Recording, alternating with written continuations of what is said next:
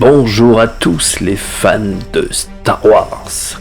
Dans cette vidéo, nous allons nous plonger dans l'univers impitoyable de l'Empire Galactique et explorer les redoutables véhicules terrestres utilisés par cette puissance militaire sans égale. Préparez-vous à découvrir les machines de guerre imposantes et les véhicules tactiques qui ont marqué l'histoire de Star Wars. Commençons avec l'emblématique AT-AT, All-Tyrant Armored Transport, le mastodonte mécanique utilisé par l'Empire pour mener ses campagnes militaires sur différentes planètes. Avec ses 4 pattes gigantesques et son armure épaisse, l'AT-AT est une force imposante sur le champ de bataille. Il est équipé de canons laser lourds et peut transporter des troupes pour l'assaut terrestre. Que nous donnent les données de l'Holocron? Il a été fabriqué sur le chantier naval de Kuat. Il a une longueur de 26 mètres et une hauteur de 22 mètres. Il peut aller jusqu'à 60 km/h. Il équipe 2 pilotes et un commandant. Et puis on peut voir les canons laser, les 2 blasters et les tourelles laser à l'arrière. Le transport blindé en soi.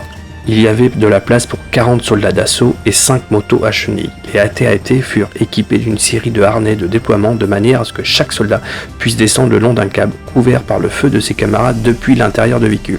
Cette opération était généralement effectuée avec l'AT-AT en mouvement car il était en mouvement et moins redoutable. Au niveau de l'équipement, donc le réseau de capteurs, le laser moyen, le laser lourd, alimentateur du canon, blaster, moteur propulseur et les 4 pattes. Sur l'arrière, on voit l'espace des véhicules, l'échangeur atmosphérique et unité de filtrage, l'espace des troupes sur le côté. On peut bien entendu voir les pieds, les genoux articulés et le réservoir de carburant. On passe à une vue de côté où on peut voir la section des troupes, le panneau latéral, la section des troupes, le sas d'embarquement, le moteur propulseur, les genoux articulés, le tunnel blindé flexible, le section de commandement et le sas d'évacuation. Voulez-vous nous faire l'honneur de vous joindre à nous? N'hésitez pas à cliquer sur s'abonner, activer la cloche, mettre le petit pouce bleu pour récompenser mon travail.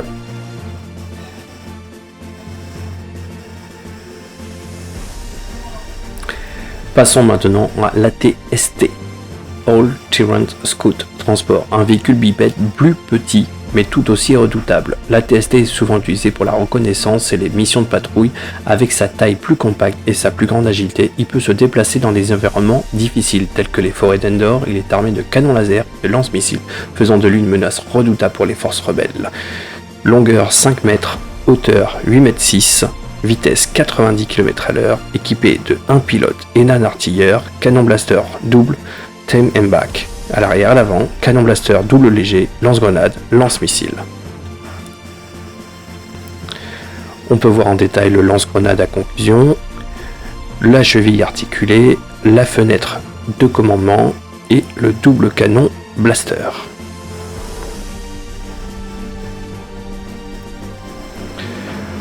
Sur le côté, on peut plus se rendre compte sur du canon blaster léger, les pinces pour accrocher le sol, les pieds bien entendu, les hanches articulées et le moteur propulseur.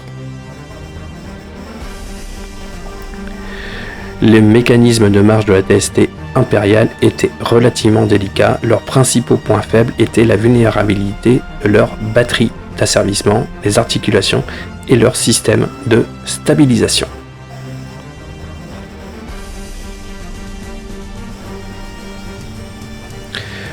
Les spécialisés, efficaces mais maladroits, l'AT-CT, le transport cargo qu'on le voit notamment dans Rogue One, le TX-225, le char d'assaut, et l'AT-AP, le rescapé de la guerre des clones. Les spécialisés, ce sont des prototypes avant tout, le AT-DP nacelle de défense que l'on voit notamment dans la série Clone Wars, le AT-DP canon RC également dans la série Clone Wars, AT-TE, le rescapé, lui, de la guerre des clones aussi également. Le marcheur AT-M6, la nouvelle arme puissance du nouvel ordre que l'on voit dans l'épisode 8, les derniers Jedi. Une force brute en puissance que je vais vous détailler maintenant. 40 mètres 87 de longueur, une hauteur de 36 mètres 18, un peu plus lent que son prédécesseur, 52 km/h, canon laser moyen, anti-navire, canon turbo-laser méga calibre 6, un pilote, un artilleur, 2 ingénieurs, un commandant, une arme massive.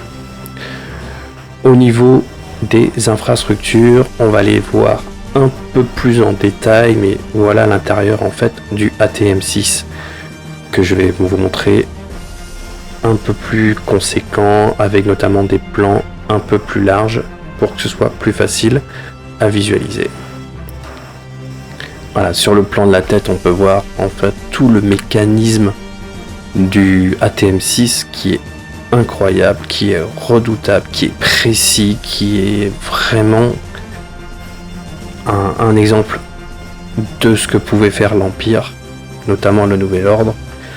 Là, du coup, sur le côté, on peut s'apercevoir aussi tout un mécanisme, tout un système de réacteurs, des centrales électriques, le transporteur, celui qui est activé par les boucliers, l'artilleur, enfin vraiment un mécanisme total.